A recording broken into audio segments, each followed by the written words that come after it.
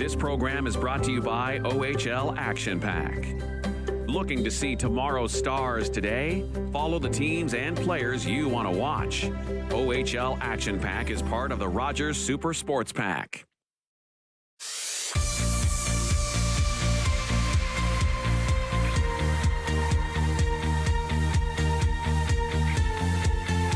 Welcome to Community Close-Up. I'm your host, Sharen Skelly, and today's guest is Waleed Aslam, and Waleed is the spokesperson for the Owen Sound Muslim Association. Welcome, Waleed. Thank you, Sharon. Thank you for having me, and thank you, Rogers TV, as well. I thought we'd have Waleed on today because Ramadan started on April 1st, and I believe it goes for 30 days. Am I correct? That's correct. We're fasting for 30 days.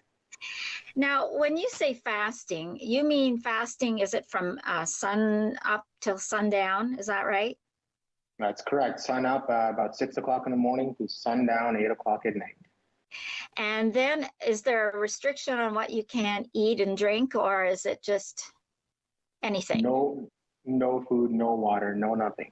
The biggest misconception, Sharon, is I've had a lot of my friends in Grey County ask me, they double check. They're like, no water?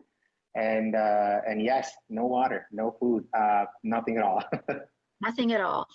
Now, after 8 o'clock, can you have, what can you have? Everything's open. So once we break our fast until we resume the next morning, it's full on ahead with food, and that's often when we start passing out with all the meals on our table.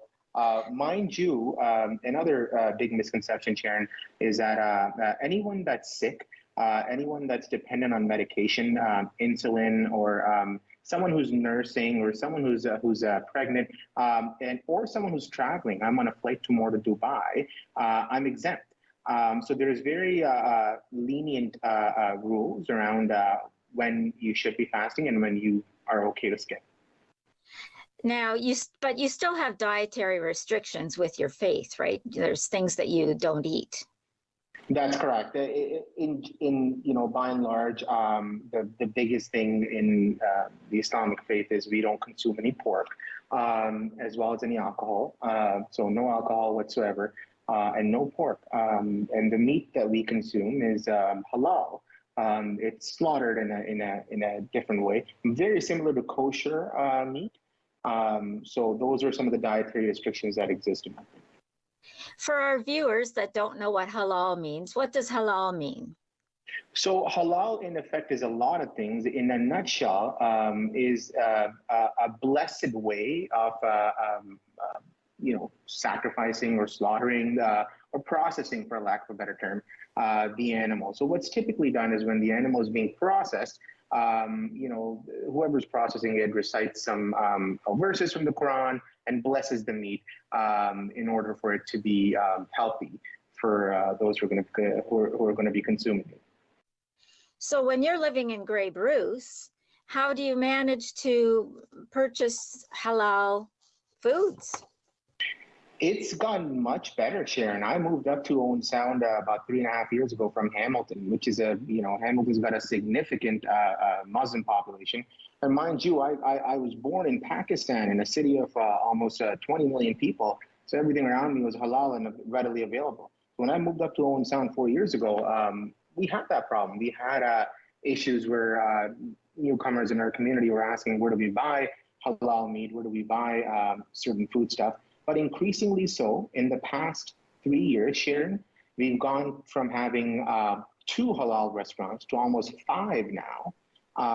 And also, grocery chains such as Food Basics and Wholesale Club are doing wonderful work in stocking their shelves with halal food and food that's okay for us to consume.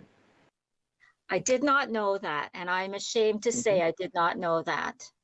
So I learned something. I always say I learned something new every day. I learned that new today. Thank you very much for telling me that. No. So, and I'm glad. I'm just going to add there. I'm glad you asked, because that's part and parcel of what I say out in our community as well. Is that there's a lot of misconceptions that are there. And the way we address that is by information. So thank you for having me, and thank you for asking the questions. Well, thank you. Now, Ramadan runs for 30 days. So now you've fasted during the day, and then you're able to eat at 8 o'clock. What other things do you do special during Ramadan? So Ramadan, in a nutshell, is all about community. It's about community. It's about restraint. It's about counting your blessings. One of the core premises of the fast, one that appeals to me the most, is when a person goes hungry and without water from sun up to sundown, it forces you to relate to people that are not as fortunate as we are up in Grey Bruce or in Canada in general. There's very many people out there that cannot have proper meals throughout the day, that do not have access to safe drinking water. So it forces you to empathize with people that are less fortunate. It inculcates charity. So there's a lot of charitable givings during the month of Ramadan. A lot of people doing charity in different aspects, monetarily, working at food banks. The concept of community, Sharen, is very pronounced. For instance, especially in smaller communities like Owen Sound, in the evening when we break the fast, all of us will get together at the mosque, and what will happen is it will be a potluck type of thing where each household will bring in meals, and then all of us sit down and share. And the fun part in Owen Sound about that is we've got people from so many different communities. We've got people from Syria, from Pakistan, from Iraq, from Persia, from Iran. So all sorts of food. We all sit down together and huddle together and then break our fast. So community, charity, restraint. Well, a lot of us could learn more from that. We could benefit from that. So when Ramadan is over, there's a big celebration at the end, isn't there? Yeah.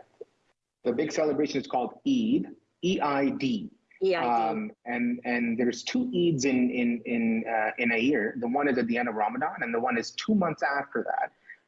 So the end of Ramadan is marked by 3 days of feasting, and everyone's getting together and having big meals. And for me, the thing that I cherish the most is I can have my morning coffee after 30 days. So.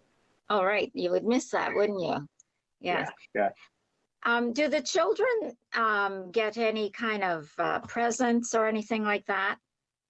Yeah. So very similar. If I were to draw an analogy, I'd draw an analogy with Hanukkah or with Christmas. So children, absolutely. In fact, in a lot of our cultures, children will ask for money, like the tooth fairy style. Parents will leave money under their pillows, or we'll give them money the morning of Eid.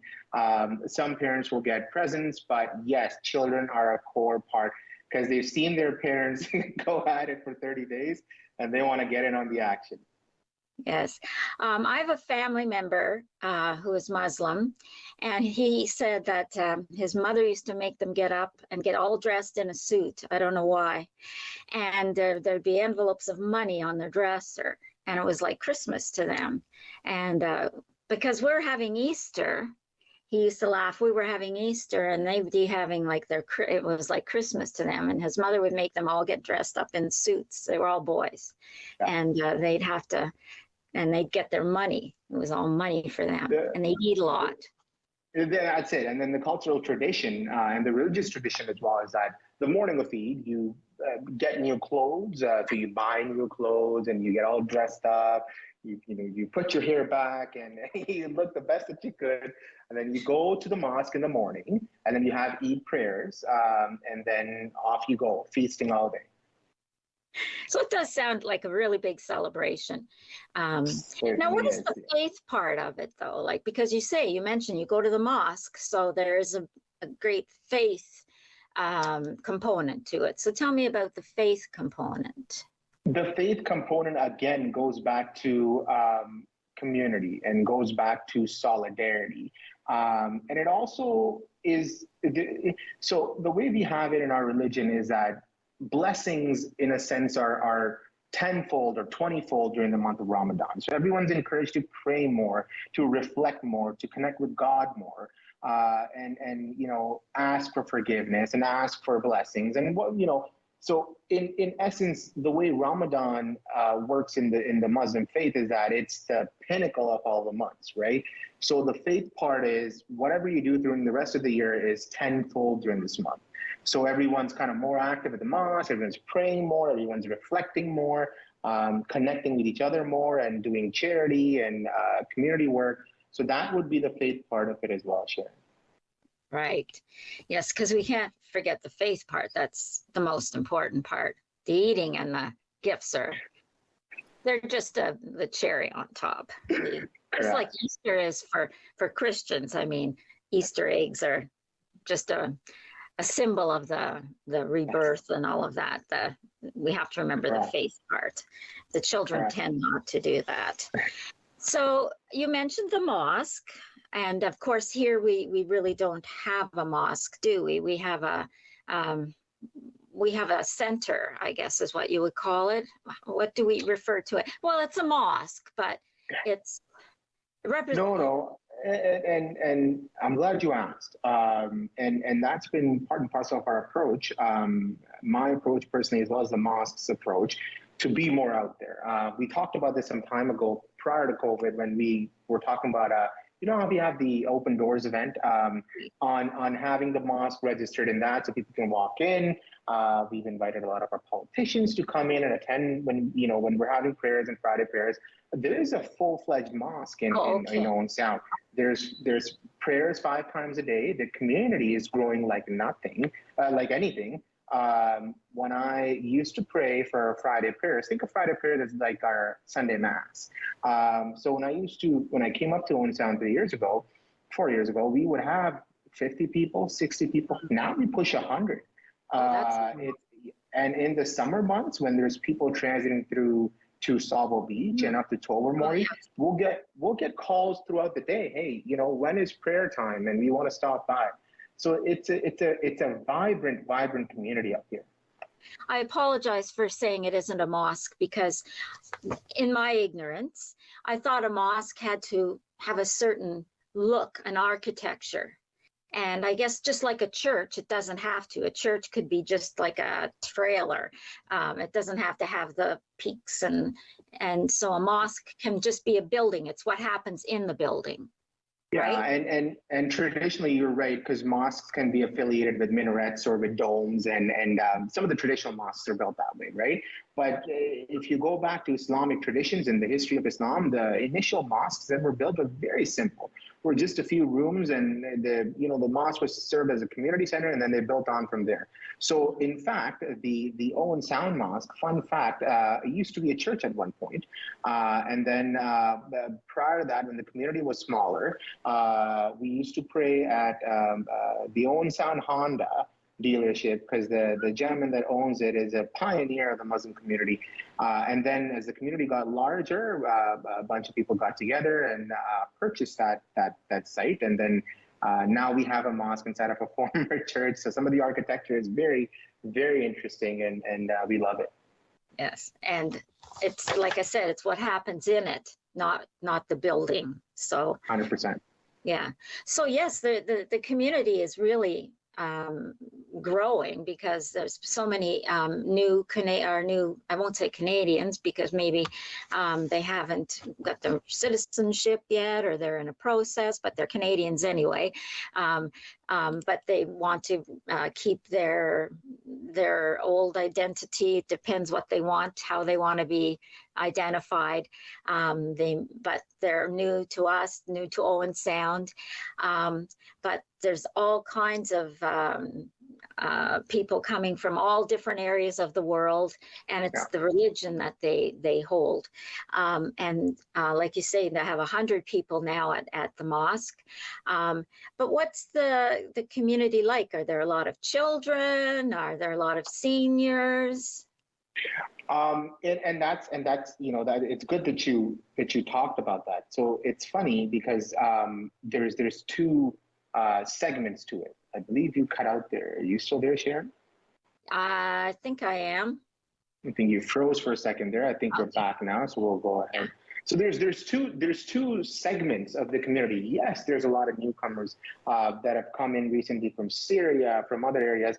But also, there's a lot of migrants from the bigger cities down in the GTA, where the cost of living, as you and I both know, isn't as affordable anymore. So we've got professionals, young professionals such as myself, young families, doctors, engineers moving up to our area.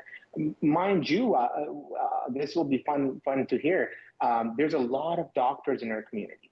A lot of the doctors that work at the Owen Sound Hospital are members of our community, to the extent that when we have our Friday prayers, our imam, our pastor, has to essentially yell at them to turn their pagers off, because their pagers are going to keep going, keep beeping while the sermon is happening. So yes, lots of newcomers, lots of professionals, lots of children that have moved here from areas around the world and are all part of this community and part of the wider Owen Sound Grey Bruce community that they're very, very proud of. And that only makes us richer for that. And of course, we need more doctors, so that's even better. But it makes our community that much more vibrant, and multicultural. Now, do you have your own school? Do you have We don't have a school per se. What we do have are evening classes or Sunday classes that the children in our community will attend. And usually the person conducting those classes is the imam, which is the same as our pastor. And then usually children will go after school for an hour, or they'll go on the weekends. During COVID times, as everything was, those classes were on Zoom as well. So they were going on during COVID too. So that's where we're at. There are plans in the future, as the way the community is growing, to see if something can be done. At some point, there's very many schools down in the GTA, and even other smaller communities like Thunder Bay and other areas. So there's plans down the road, but right now it's more of an informal setup where the imam sits down with the children in the community and kind of guides them about all matters. Mm-hmm. Mm-hmm. It's a good thing to have their own school, and then there's pros and cons, because you want the children all to be integrated and get to know each other, and then you want them to know the culture. That's definitely the model. In fact, the schools that I'm referring to down in the GTA are like that as well, where there's Sunday schools or Saturday schools. There's very few all Islamic schools, because then the same concern that you voice is that parents want their children to kind of integrate in the mainstream, in the wider community, and then retain some of their cultural identity as well. So the best course of action are to have either evening classes or Saturday classes or Sunday classes. And mind you, when the children get together, they do a lot for community as well. They'll do food bank drives. They'll go out in the community and connect with other learning groups or faith groups. So they're very well connected within the Grey Bruce community. Mm-hmm. How long have you been in Canada? Now, I've been in Canada when I came. I've been back and forth. I did my middle school in Montreal, and then I grew up in Pakistan, went back and forth, and came to Hamilton in 2010 when I started my undergrad there. Did my undergrad in Hamilton, did a double major, ended up getting my MBA in Hamilton as well. And then before my MBA was done, I was hired by the County of Grey and moved up to Owen Sound. And you're working, what's your role in County of Grey right now? So I used to be with social services. I used to be with the department with Ontario Works, but then I resigned last year to fully partake in my family business, which is international shipping, and hence the reason I'm in Pakistan right now and flying off to Dubai tomorrow. Wow. Someday you can run for mayor. Or yeah, you can really use. You know what? I sit on very many city committees. I sit on the downtown. Well, they don't want me calling it downtown anymore. The River District Board of Management, the Community Services Committee. I sit on the 4-County Labor Planning Board. I am a representative for the Ontario Trillium Foundation for Grey Bruce Huron in Perth. And I do a lot of newcomer initiatives, the Welcoming Communities Initiative, as well as the LIB project with Economic Development Grey Bruce. So So, I try to be out there and contribute to this cause as much as I can, because it's certainly a passion of mine. Mhm. And the way our community welcomed me and welcomed my family with open arms, I want it to be the same for all the people that are coming to our area. Mhm. Or maybe you could run for parliament, provincial or federal. We need people like you in the upper echelon. It's a significant commitment, and I cherish my friends Bill Walker, and I've had these conversations with Alex Ruff and the others in council as well that are dear friends of mine, and the commitment is huge, and kudos to them for putting their community first. I have young kids, and hopefully soon or in the future, maybe we can consider that. Yes, because you are what we need in government. You, yeah, definitely. So, and your wife is, in Sound too, right? No, my children and my partner are down in Hamilton. They were in Owen Sound because I'm traveling right now. I'm abroad for business, so they're closer to family in the Hamilton area. Oh, that makes sense if you have small children. Yeah. Yes. So, what would you like the viewers to know about the community, the Muslim community in Owen Sound? If you have the forum, so what would you like them to know about it? Here's what I want everyone to know, and we've had phenomenal experiences in Grey Bruce. People are just so welcoming and accommodating and progressive. You know what? When we talk about economic development in our area and attracting and retaining newcomers and attracting and retaining migrants, there's a lot of misconceptions tied to our area. I'll be honest with you. I moved up here, as I said, 4 years ago, and even my own family members were like, "What the heck, Owen Sound? Are you going to have access to your community there? How are you going to pray there?" And now most of those family members come here, and all they want to do in the summer is go to Sable Beach.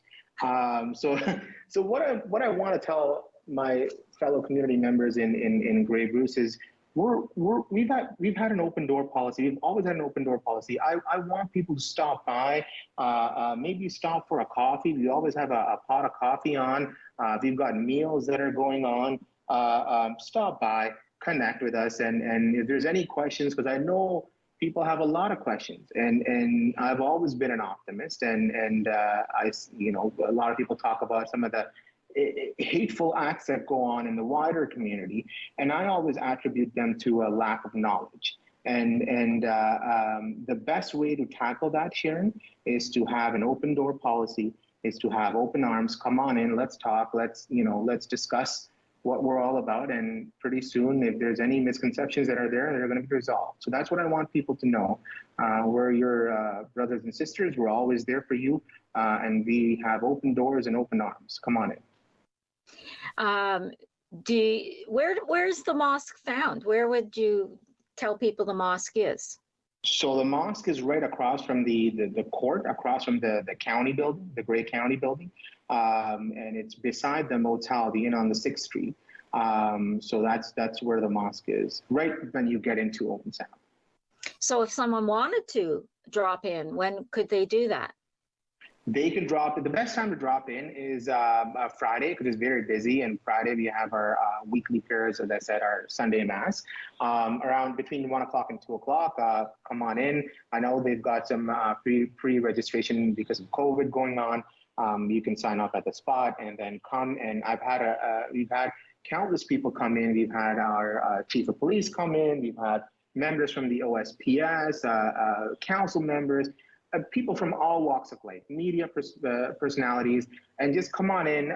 There's benches there, take a seat, and you're more than welcome to listen to the sermon, watch us pray, and then there's a lot of people to connect with once we're done. And who knows, you might luck out, and often on Fridays they have excellent hummus and some pita chips and whatnot as well. So. And can schools maybe book a tour or book a visit to the mosque? Absolutely. We're there. I know Rogers had connected through our Facebook page as well. I've worked with David Sherman before as well. So we're there. We're very open. If you want to connect through social media, there are emails out there as well, and schools, any other groups, just liaise with us, and we'll be happy to accommodate you and have something set up.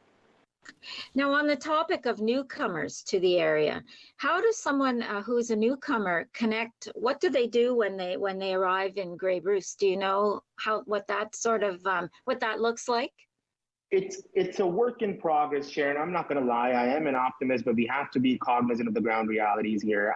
It's tough, and again, we've got a great community that's rallied around the existing newcomers that are there. Some of whom are doing phenomenal work. But when a newcomer comes in, usually the first step is, the mosque. If they're part of the mosque, they rally around the newcomer, and then there's resources through the mosque, through community groups. When I used to work at Grey County at Ontario Works, I had a specialized caseload comprising of newcomers because of the languages that I can speak and because of the community connections that I had. So it was kind of sad to see the lack of resources that existed in terms of connecting the newcomers. There's a lot of resources, but they're not very well connected. And there's been efforts to combat that, and we're getting there, but we still have a long way to go. Now, I remember May, do you know May? Yeah, absolutely. She's a friend of mine. Yeah. I've known May since I lived in Sauble Beach a long time ago, and May used to, her children were little, and she used to do community outreach and play music at the daycare center. And then she moved here, and she's been doing outreach with newcomers, women especially, for a long time. And I think she's done some work helping set up programs for newcomer women and jobs and that sort of thing. But it's a lot of work. And like you say, there's a lot of work to be done. And I think the best thing that we can do as a community is if you see someone and you know they're new, just reach out to them. And you may not speak the same language, but kindness doesn't really have a language, just... There you go. I like to say, and I hope May Ape is listening to this as well. We need 100 more May Apes in our area, and then we'd be good to go. Some of our best allies are May runs the Chinese Cultural Foundation, the LGBTQ community, the synagogue. They've been there for us through thick and thin. And yes, 100%. Lots of work remains to be done, but we should be proud of the work that we've accomplished, given the community size that we're at. So I'm very happy. We're all very happy, and we're honored. Well, thank you very much for joining me, Waleed. I know it's late and you have a plane to catch in the morning, but it's been wonderful talking to you. I've learned so much, especially about Ramadan and about the mosque. I apologize for not calling it a mosque because I wasn't aware, but I hope to talk to you again, and I think I will drop in on a Friday, have a cup of coffee, look around, and maybe not join in a prayer, but that I will see what the mosque is all about. Thank you for joining us here on Community Close-Up, and thank you for joining us here on Rogers TV. Stay safe. It's your community, so take part, wear a mask, get vaccinated if you must, not just do what you can to stay safe. And we'll see you again here on Rogers TV. Bye for now. I'm Sharen Skelly.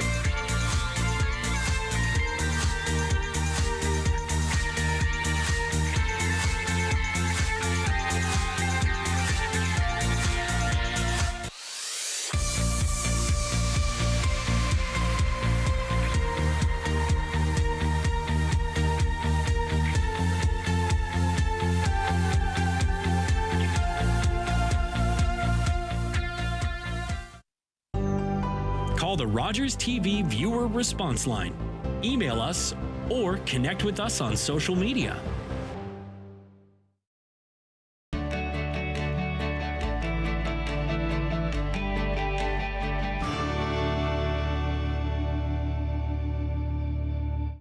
Every year, dozens of Canadians are killed or seriously injured because they take risks around railway tracks. Talk to your loved ones about rail safety. Visit stoptracktragedies.ca. Looking for the best way to get the Major League Baseball games you want to watch? Rogers Super Sports Pack has you covered. With MLB Extra Innings, you'll have a premium ticket to